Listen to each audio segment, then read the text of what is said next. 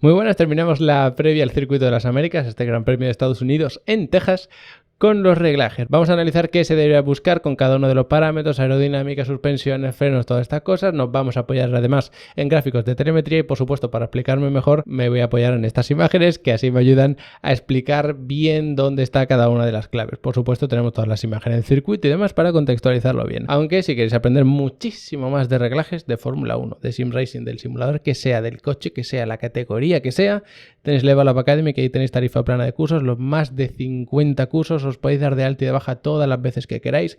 Que este mes tenéis tiempo, os dais de alta y os veis 20 cursos si os da tiempo. Cada curso son 10 clases de unos 20 minutos para que os organicéis ya cada uno como queráis. Y por supuesto en ese precio os incluye el soporte de las dudas, que lo respondo yo siempre personalmente, las descargas, los certificados, los setups de Sim Racing, que por cierto, estos setups de Sim Racing no es el archivo del setup y ya está, sino que siempre va acompañado con un vídeo en el que explico cada uno de los parámetros, qué es lo que hemos ido buscando, si tenéis un poquito de subviraje, cómo lo podéis solucionar, si tenéis sobreviraje también, o inestabilidad en frenada, todas estas cosas. Así que de verdad, echar un buen vistazo, porque incluso los setups de Sim Racing son como pequeñitas masterclass de unos 4 minutos cada una, en la que os explico todo el tema de los reglajes para un coche concreto y un circuito concreto. Y si no está el que queréis, me lo pedís y en un par de días os sale. Así que de verdad, merece y mucho la pena echarle un vistazo a Level Up Academy. Y ya pasando al vídeo de hoy propiamente, empezamos con la carga aerodinámica. Fijaos en el esquema del circuito.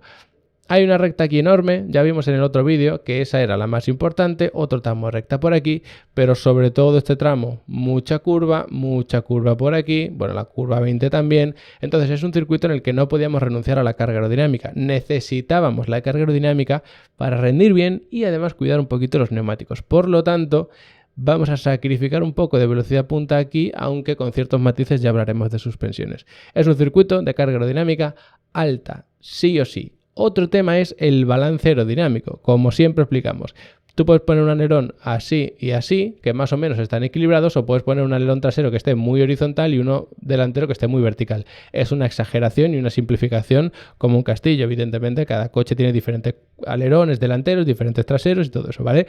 Pero para simplificarlo, si tú haces esto, vas a tener una carga aerodinámica media, en general, si haces el cálculo de todo el empuje hacia abajo que estás consiguiendo del aire, pero un balance aerodinámico muy adelantado, porque estás generando mucho aquí para este tren delantero, estas dos rueditas, y muy poquito aquí para estas dos ruedas traseras. Entonces el coche va a ser como muy nervioso entrando en curva, que puede ser algo positivo, pero luego cuando tengas una salida de curva, por ejemplo de la curva 11, que necesitas mucho apoyo del tren trasero, porque esto Fórmula 1 son tracción trasera, para salir con mucha velocidad, ahí te vas a encontrar un problema grave.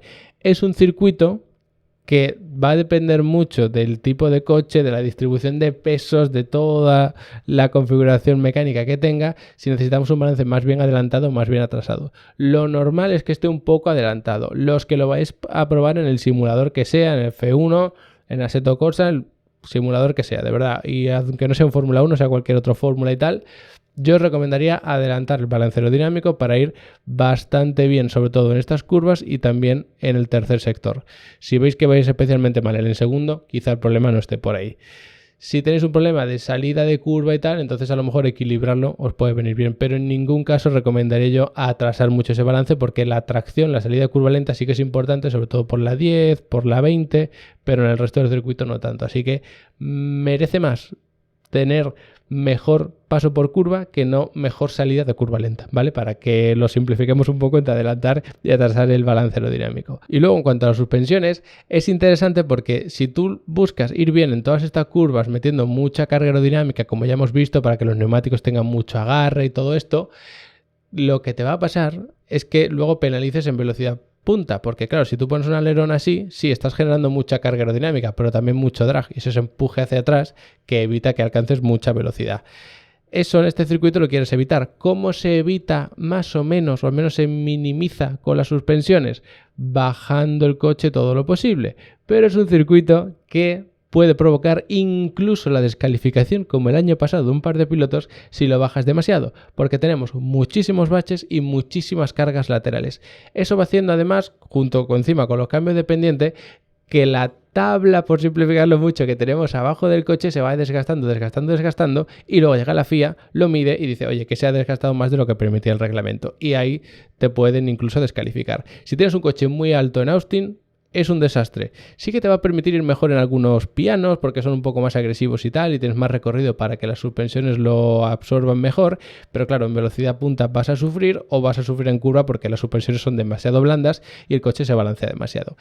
El tema de las suspensiones para mí es el gran tema de los reglajes en el circuito de Austin, y por supuesto para los que estáis en algún simulador y demás, pues sí que tenéis que contar el punto. Yo lo que recomiendo es lo más bajo posible. Si tenéis algún simulador que permite ajustar los bump stop y todo esto como en la Assetto Corsa Competizione, yo sí que recomiendo especial atención a ese punto. Si pasamos de las suspensiones, aunque tienen una relación muy directa, todo el tema de la alineación y todo eso, sabéis que los Fórmula 1, y si no lo sabéis os lo cuento ya, como prácticamente cualquier coche de circuito, tenemos caída negativa en los neumáticos, lo que significa que está así inclinado. Esto nos permite tener mayor apoyo en la rueda exterior cuando estamos trazando una curva, a cambio de tener menor apoyo en la rueda interior. Lo que pasa es que, claro, si el coche se balancea hacia allá y es, simplificándolo mucho, que aquí hay más peso del coche que aquí, pues evidentemente tú quieres fomentar el agarre aquí, por simplificarlo mucho, ya digo. Luego en recta sí que pierdes un poco de eficiencia en frenada y todo eso. Entonces, si tienes más caída, vas a provocar tener más agarre en el lateral protagonista, vamos a decirlo así, en todo este tramo, y eso evidentemente te va a dar mucha ventaja. Es un circuito en el que poner bastante caída nos beneficia. Sí, es verdad que luego en esta frenada de la 12 vas a sufrir algo más, en la de la 1 también, en la de la 11 también, pero a cambio de todo el circuito, sacrificar un poquito esas 3 frenadas te sale rentable. Otra cosa es el tema de la convergencia y divergencia, que se pone divergencia delante, convergencia detrás.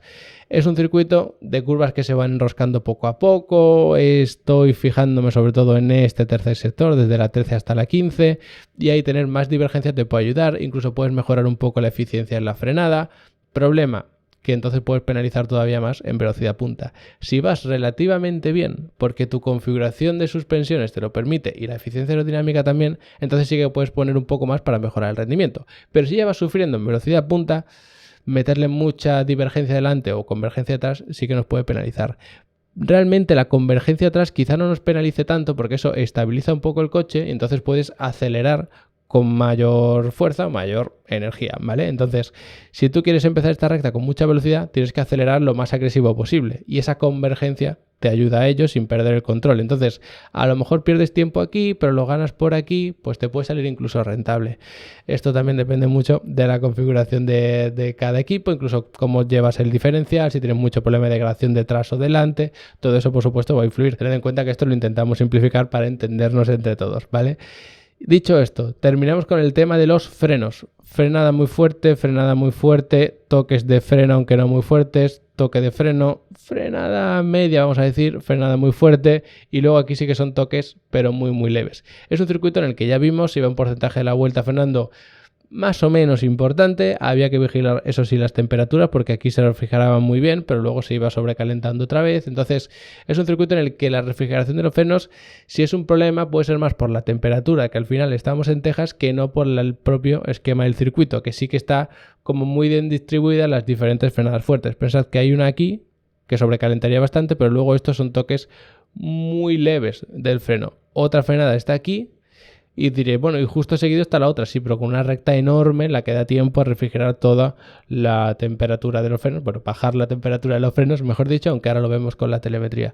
Es un circuito en el que ahí sí que te puedes permitir un poco menos, y luego es fundamental el equilibrio entre el balance de freno y la retención del freno motor cuando se reduce una marcha. En estas curvas hay que ir perdiendo velocidad poco a poco. Recordad que tenemos todas estas curvas 3 y 4, que la 3 se puede hacer a fondo aquí bien abierto, para luego hacer la 4, luego aquí ya tienes que ir perdiendo velocidad.